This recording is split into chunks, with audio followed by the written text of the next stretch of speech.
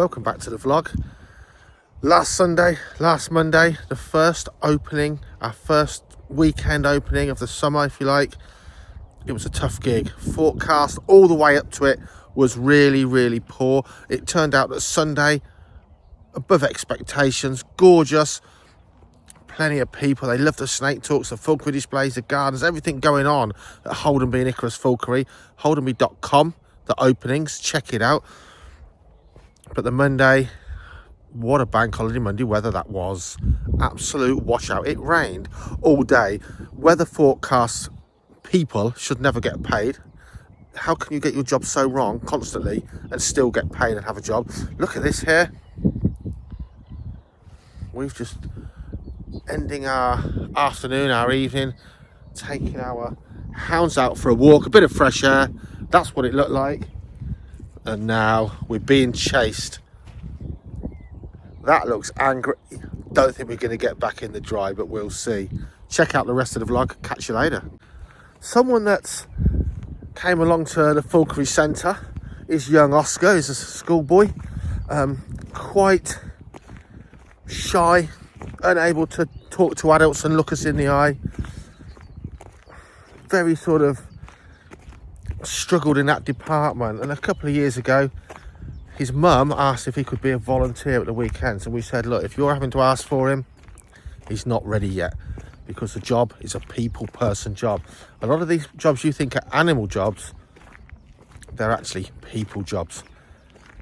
Anyway, he pulled out the stops, he made a real effort, and a year or two ago, a year later, he came and asked Jackie, looked her in the eye, said, would it be possible to volunteer and learn some of the skills required to do this kind of job?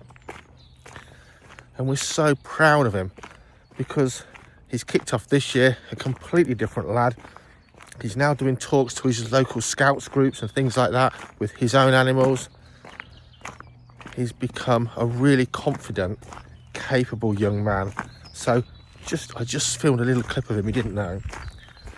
Entertaining and advising and sort of giving that interest with our little tortoise selection. Talking to the public, hands out of his pockets, head held high. So just a shout out for those of you that want to work with animals, but you're put off by the fact you're quite shy, if you like. You struggle with people. I was like that. You can train your brain. If you really want to do something, don't let your mind put you off.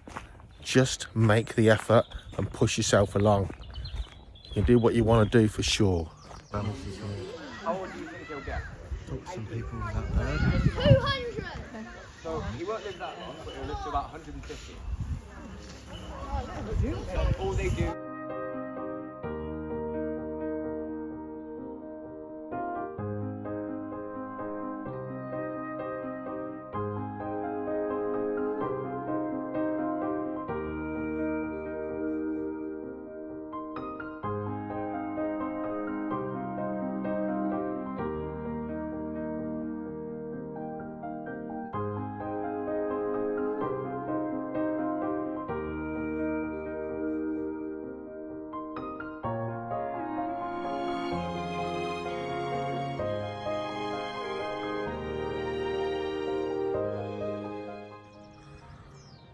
So it's good to see one of the three hatchy sand lizards. Well, they were hatches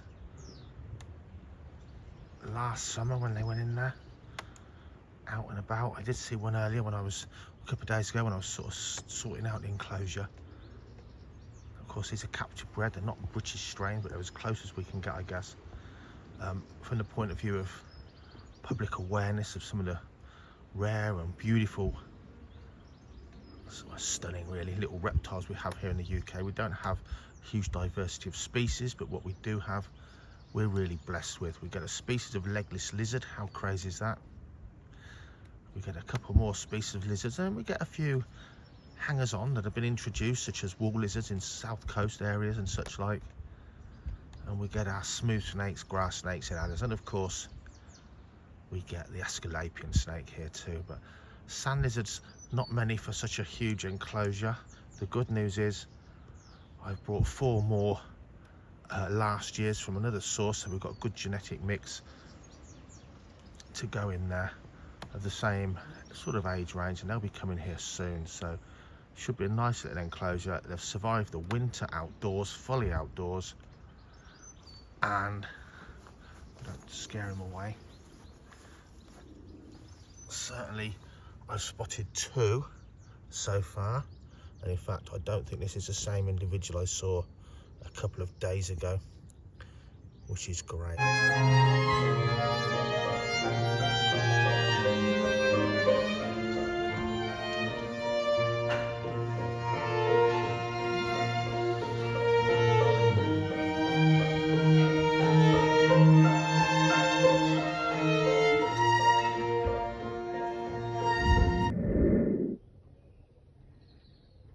CJ. CJ.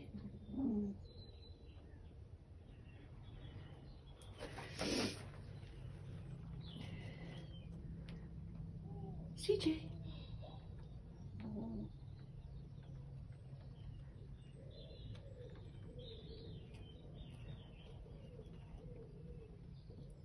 CJ. Come on. Do your little talking, your little hooing.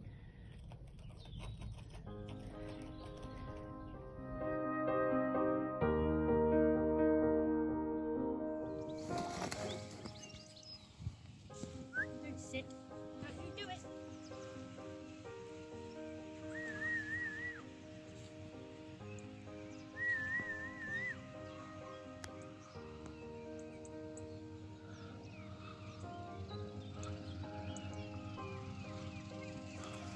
Oh, money breaks.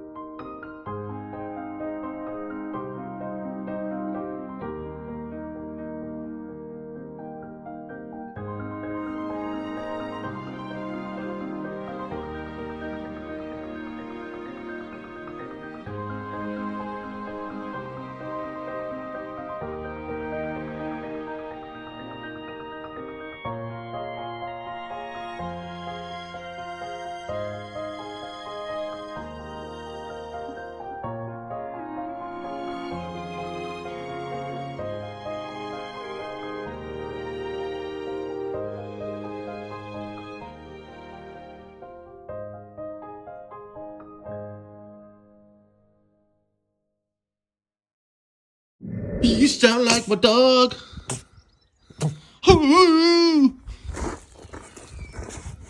Yeah. Yeah.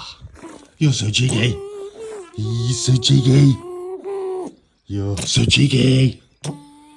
You're so cheeky. Yes, you are.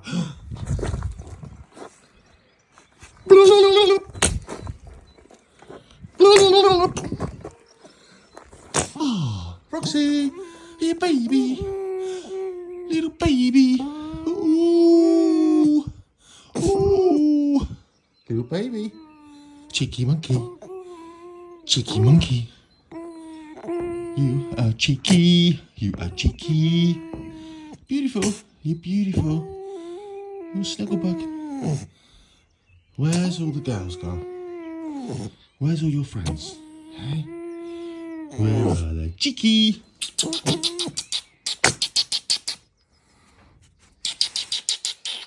Roxy, Roxy. Where are they?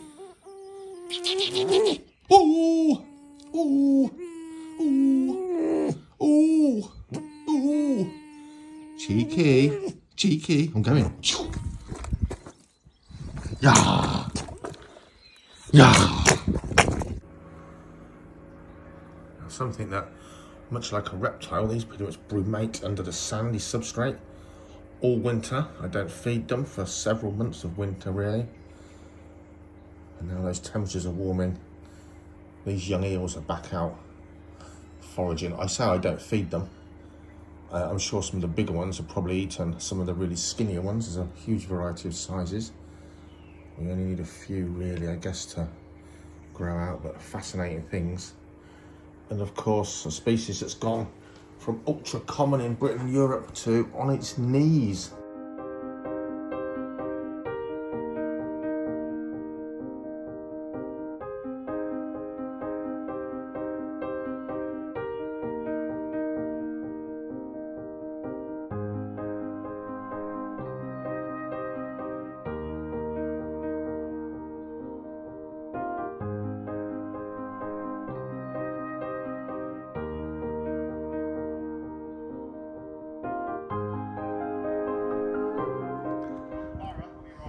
I'll be fine for now. Oscar's about to put the tortoises away. Chris and Mr. Stiff, look at that. I spent the day building a tortoise house in progress. Watch this space.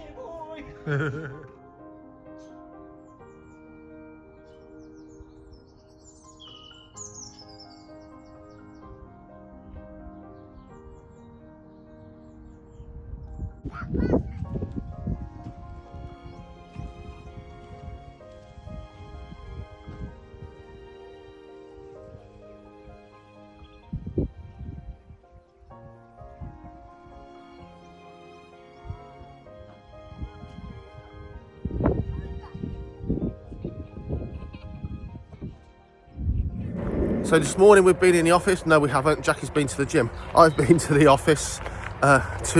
I've been in the office. Horrible job. We've got licensing for Icarus and Raptor Exotics to do in the next few weeks. Very tedious, very annoying, but we have to do it to open and run these animal businesses. So Georgia is out to do some photography. Jackie and I are out for a walk, and we're actually headed to the woods to try and see the bluebells. So we tend to miss them because we're too busy, and everyone says, oh, the bluebells are out everywhere. I was at a school yesterday, a regular school, a fair way away, an hour away, not a million miles from Watford, and I drove through in the early hours when the sun was low, through a woodland, and glorious. But unfortunately I didn't have time to stop, so we're more local. We'll see what we see. Orange tips, brimstone, speckled woods already. But we're here to see some flowers. Let's see what we see.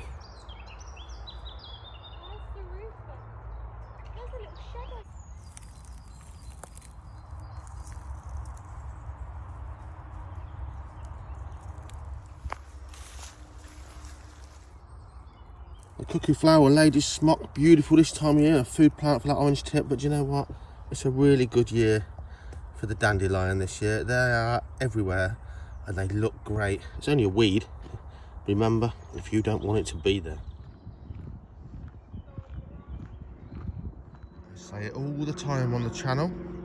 Just go outside. You've got the bugle, you've got stitchwort, you've got the dandelions, you've got the cuckoo flower, you've got the celandine, you've got noisy planes, but guys, get out now because the hawthorn, the May blossom, is just coming out, and that is about to transform the English countryside into something stunning. One of those shrubs or small trees you should all have in your garden is a hawthorn, because it offers so much natural food for so much natural wildlife. Food plant for many insects, nesting site for many songbirds. Absolute key countryside plant here in the UK is the hawthorn, and you can even eat its leaves. But it really is coming out. So the blackthorn in April, that's flowered more or less over, and the hawthorn is coming out now, and it is just stunning. It feeds beautiful beetles, flies, insects galore. You can have it as a hedge, you can grow it as a shrub, you can cut it down and let it grow back, you can grow it into a medium-sized tree. Probably the only sensible tree very small tree, but the only sensible tree for most people's gardens. Chris Packham used to say a tree, I believe I remember him once saying, best thing to put in your garden's a tree. Well, it is if you've got his garden, but for most of us, by the time a tree's mature, it's it's too big for your garden. Where even is that? Wow. But a hawthorn offers everything a tree offers when it comes to wildlife in your garden. Beauty at a sensible size package. So I've got orange tips and brimstones, and remember from the last video, I think, something to note if you're just getting into your butterflies is the orange tip. It's only the male that has the orange tips to its wings. The females, no orange, so mostly white in a fleeting glimpse. And the brimstone, I don't know if you can see the one up ahead. The brimstone, the female's whitish. It's actually a greenish white close up. The male's that lovely sulphur yellow. But look at this, guys. We're in the woods. The weather's beautiful. We've only popped out for an hour. There's too much to do work-wise, which is very sad. But determined to get out. I was getting very stressy and ratty in the office.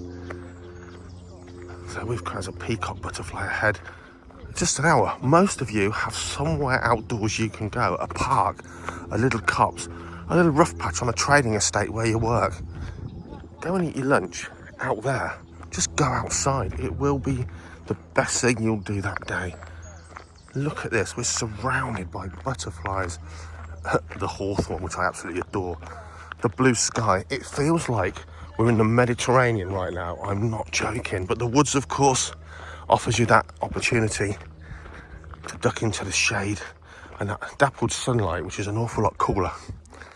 And here, somewhere, there be slow worms and common lizards. We've looked for a couple of refuges to flip that I know are here. Sadly, someone's flipped them recently and left them upside down. What an a-hole. What an a-hole indeed.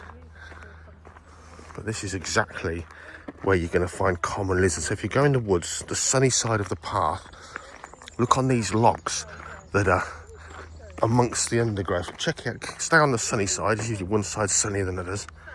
And common lizards tend to be on here, very ready to just jump off if you approach too quickly.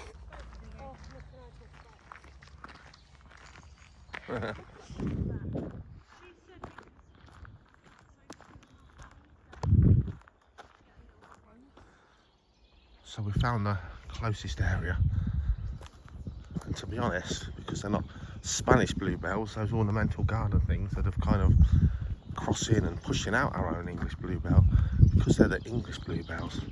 The first thing that hit us today was the really strong perfume. Look at those.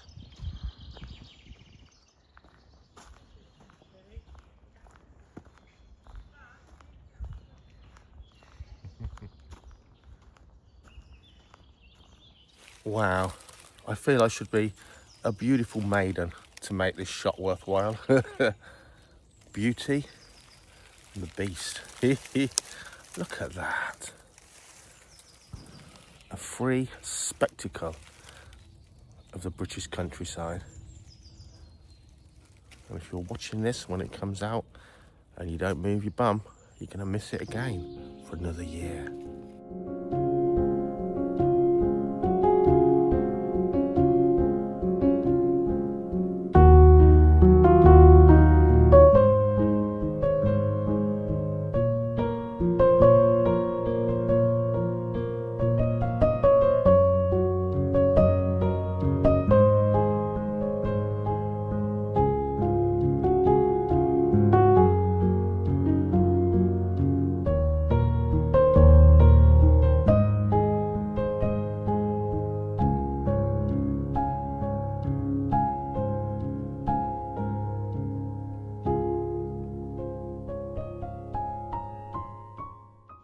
And I don't think a camera can probably do this justice.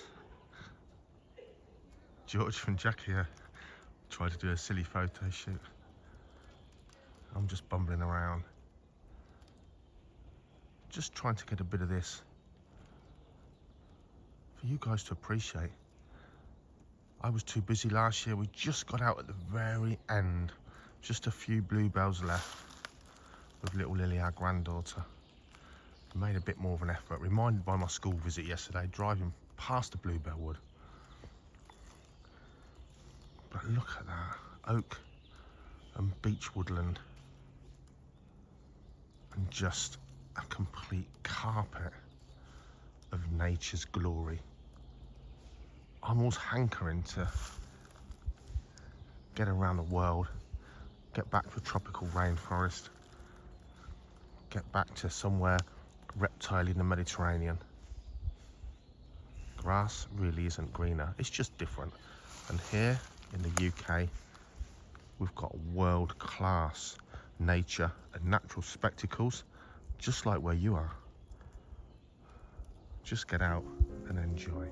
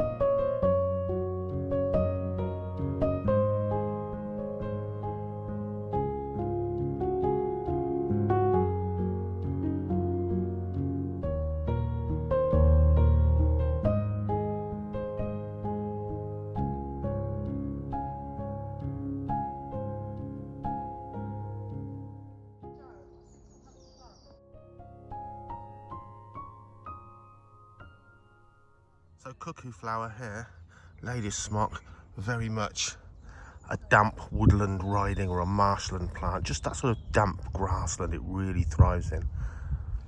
You might call it a weed in your garden. This is one of my favourite springtime flowers. Look at it.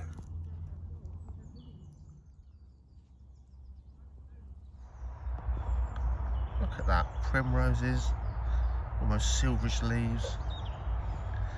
Gaudy dandelions.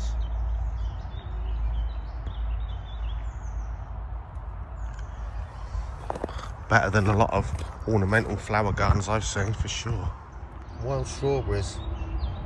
Yummy. Small, but tasty. So we're heading back to the van. This is my choice. You comment below what you would do. We've got a quarter of a mile walk back to the van. Sorry, I didn't find you any slow worms, by the way. Did look. Now I can go back into the office within, I suppose, about 30-minute ride home. Or I can take the girls out and sit in a pub garden, have a nice pub lunch, a late lunch, and a couple of cold beers. That, or get back to the office and get on with these licenses. What should I do?